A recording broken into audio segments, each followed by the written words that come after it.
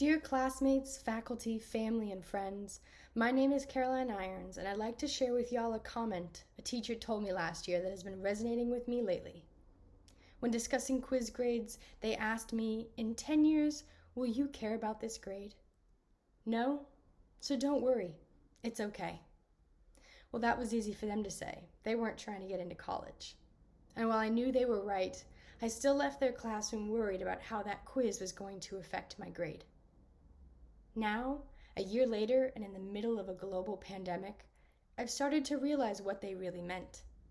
Not only that, I believe the last 13 months have forced all of us to rethink many of our priorities and to mature emotionally and mentally far more than we have physically.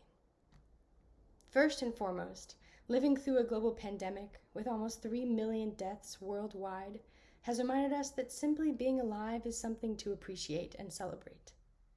We lost a beautiful soul all of a sudden this past winter, and our college acceptances were the last thing on our minds as we mourned the loss of Alden Shea and came together as a community to show him our love. As a generation, our open discussions about mental health have shown us it's not only okay, but crucial to prioritize our happiness and well-being over a GPA. Our grades and college acceptances certainly do matter. However, our current unprecedented circumstances have given us the awareness to rethink what we see as most important in our lives and how we focus on these priorities.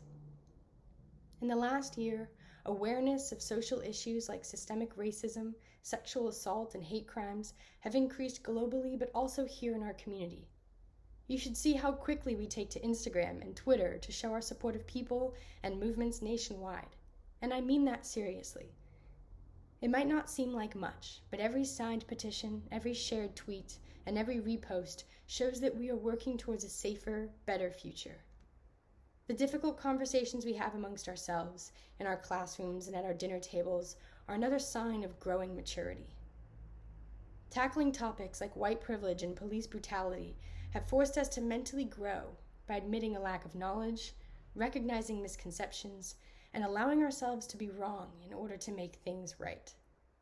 The times we call out our friends for saying hurtful comments shows how our class has seen the changes around us, and instead of resisting or denying progress, we've chosen to learn and evolve together.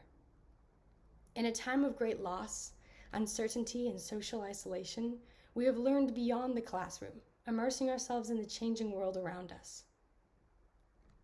This is the part where you would expect me to say, and now we are ready to take on the world. But we're definitely not ready.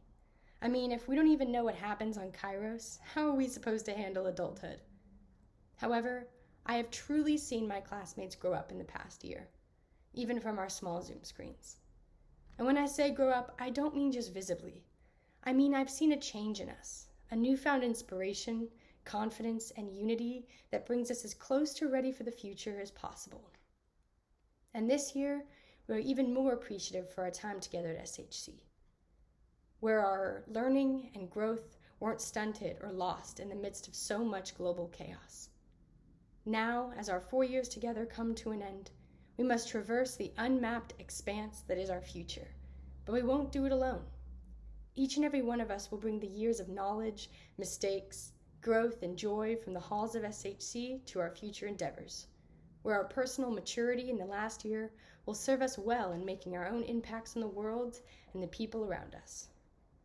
Change starts with an open mind, so let us begin our next journey candidly and welcome mental and emotional maturity with open arms as we continuously evolve and grow as active members of our communities. Thank you.